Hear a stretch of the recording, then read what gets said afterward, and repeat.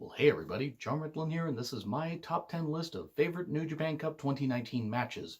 And yeah, with 32 men in the tournament, it was going to be easy to come up with a top 10. There were some that I had to leave out, Okada versus Elgin and a few others. And please leave in the comments what your guys' choices would have been. You don't have to do a top 10 if you don't want, but if there are ones that you felt didn't get enough love, the ones that maybe I should have included, you guys are always super respectful in the comments, so I would love to hear from you fellow New Japan fans what matches you particularly enjoyed. And also, I will have a G1 Supercard prediction show up sometime in the next couple days. But I wanted to get this out of the way because I like doing countdowns, my favorite matches from like this, the G1, the Best of Super Juniors, maybe not so much World Tag League. But just, it's a nice way to talk about some of the best stuff from New Japan. So let's get cracking on with this. At number 10, Tanahashi versus Zack Sabre Jr. from night 10. They'd had better matches in the past, but it was a different type of story. Could Zack Sabre Jr. repeat as New Japan Cup winner? Could Tanahashi, the ace, even though with all his injuries, especially to his knees, could he manage to outsmart the submission magician? He did outsmart him because he managed to get to the semifinals. And that was smart because now Tanahashi and Sabre Jr. are going to be facing off at the G1 Supercard for the British Heavyweight Championship from Rev Pro, and that's going to be a really, really good match. But I enjoyed this because Tanahashi managed to beat him, not with the high fly flow and not with that kind of stuff, but just beat him with, a unique pin. Just beat him out of nowhere and everything, and that was just really, really nice. It was a great way to show just how Tanahashi, sometimes with experience, it can outsmart even somebody that is better in the ring than you. And I mean, Sabre Jr. has had less miles on his body, obviously, but just like, he maybe got a little cocky, this kind of stuff, and it cost him, and Tanahashi managed to beat him. So it was it was very story-driven, but it was also well-driven as far as moves and everything. Number 9, Tanahashi versus Shota Umino from night 3. Okay, you could argue that maybe I'm ranking this one just a little bit higher than it should be. Maybe this shouldn't be in the top 10. And there are some people that will have no issue with that. The reason I'm putting it up there is because this shows a lot of faith they had in Shota Umino to face Tanahashi. Even at this stage of his career where Tanahashi, I'm not going to say he's on the downward trend of his career, but he peaked a few years ago. So he now is kind of settling into what will likely be an upper mid-card role, as it should be. I'm not saying he won't ever compete for the IWGP title again, but anyway, they have a lot of faith in Shota. And Shota came heart-stoppingly close to beating Tanahashi, and the crowd actually was seemed to be a little bit mad at one close near fall. It was like a 2.98, 2.98, 2.99 cover, was almost 3, and my God. If Shota had won, good grief, that would have been insane. Because Shota was never going to win, but they did such a great job showing that Shota Umino was rising up and doing so goddamn well. And this, I cannot put over enough how good he looked in this match. Yes, he was obviously going to lose, but it's the way they did it and the way Tanahashi let Shota do a lot and gave Shota a lot. It was a really, really good story. And yes, Tanahashi won, but Shota was just as much of a star. He was more of a star coming out of this than he was going into it.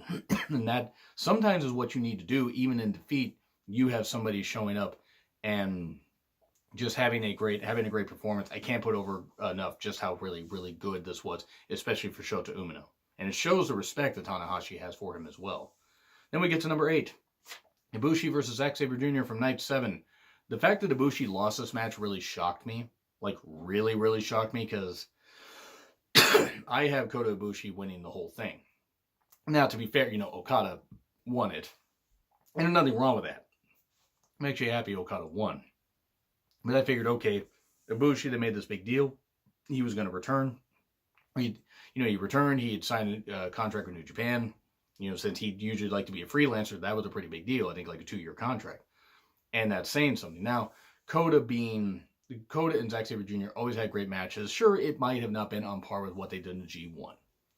Might not even been on par with, it might not even been quite what they did in the 2018 New Japan Cup, but this was so goddamn good that you really can't say anything bad about it. And the fact Zack Sabre Jr. managed to beat Kota Ibushi, yes, Kota is going to be facing Tetsuya Naito at the G1 Supercard for the IWGP Intercontinental title, but just the shock of like Zack Sabre Jr. knocking out the Golden Star so early.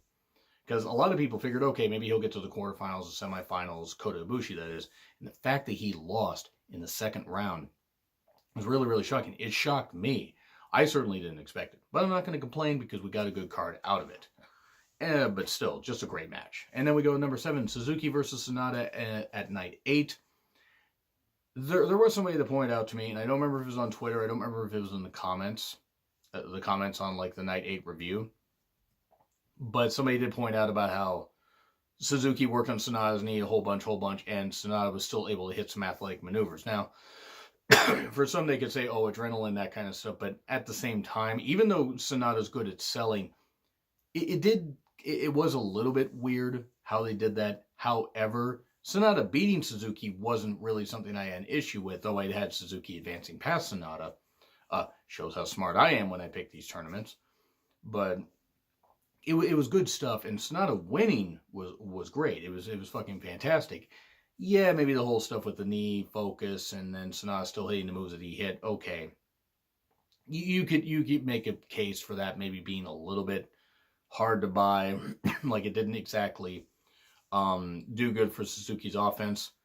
But that aside, these two always had a really, really, really, good encounter whenever they faced off, whether it was in tag teams or, the few singles matches they had in New Japan. I know they had some in All Japan that I have not seen. Sorry, only so many hours in the day to go back and look at backlog stuff. Though I will say All Japan, especially in the 90s and like the 80s and, into the 90s was smoking hot. Like you got like Terry Gordy and Dr. Dusty Williams and a whole bunch of people that wrestled for All Japan. But that aside, Sanada and Suzuki always have really good chemistry. This was no exception. Even putting aside that whole thing with the knee, it was still really good. And then we get to number 6, Okada versus Ospreay from night 9. Great stuff, as you would expect. 2 Chaos members, never openweight champion versus the man who is now going to challenge for the IWGP Heavyweight Championship again. Though if he doesn't win, he could challenge for the Intercontinental title. Okada versus Ibushi or Naito, I'd be for that. But this was a great match. Sure, I don't think it was ever in doubt that Ospreay was going to lose, because they'd already announced that Ospreay was going to face Jeff Cobb at G1 Supercard, like a bit before. But still, they told a good story and everything, and Ospreay got major respect from Okada, especially after in the post-match comments and stuff. But this match was just really, really terrific. I encourage you guys to go check this out. Wonderful, with Ospreay being on the brink of being a heavyweight and that kind of stuff. It was really, really good. Just really good stuff. Check it out. Number 5, Nagata versus Tomohiro Ishii from night 1. Yes, sweet Jesus, two older guys smacking the crap out of each other. Nagata, granted, is older. I think about like 10 years older than Ishii. I think Ishii's about 41, 42, and Nagata's like 51, 52. But just beating each other up. I was excited when I saw this was going to happen on night 1. I'm like, okay, I got to watch that. I got to for sure watch that. And I wasn't disappointed. Now, Ishii was going to win. There was no reason for Nagata at this stage of his career, even with all the accolades that he has, to beat Tomohiro Ishii, even though Ishii wasn't going to win the tournament.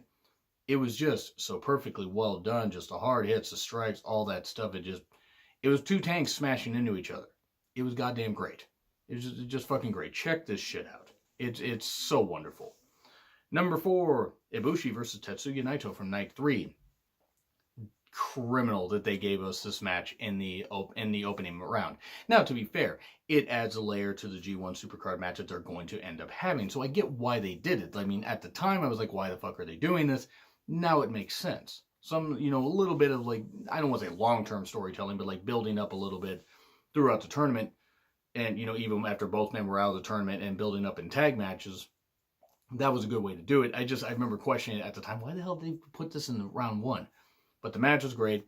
I call this match, we both hate our necks, and we're just going to smash each other and hurt our necks. And I'm not saying they hurt their necks, but boy, some of the moves and all that stuff. And watching Ibushi wrestle is just like, it's literally like watching a video game. Naito just doing so goddamn well. This was great. Ibushi getting the victory, facing Zack Sabre Jr. later, but he ends up, getting a match with Naito, so it all worked out in the end. Number 3, Okada versus Tomohiro Ishii in the semifinals. Can't say enough good stuff about this. great action, great stuff between two Chaos members. Ishii countering the Rainmaker multiple times. He would eventually fall to the Rainmaker, but Ishii came really close to beating Okada, and it was great. It was really goddamn good. Can't put over enough just how good this match was. Number 2, Tanahashi versus Sanada in the semifinals. Sanada managed to tap out Tanahashi. I would say it was shocking. I mean, I expected Sanada might. I thought either Sanada would win, or we'd get Tanahashi versus Okada. Sanada getting the victory, though, I think was more the right call, because we really didn't need to see Okada versus Tanahashi again.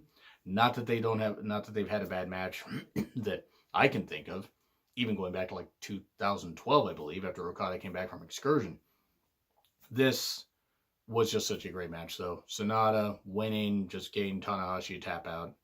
Great stuff, and just the brilliant selling by both men was really good. And number 1, Okada versus Sanada in the finals. Come on, what the hell else was it going to be? This was the best match in the tournament. The most high-profile one. It was the longest match of the tournament, I believe. It was just perfectly done.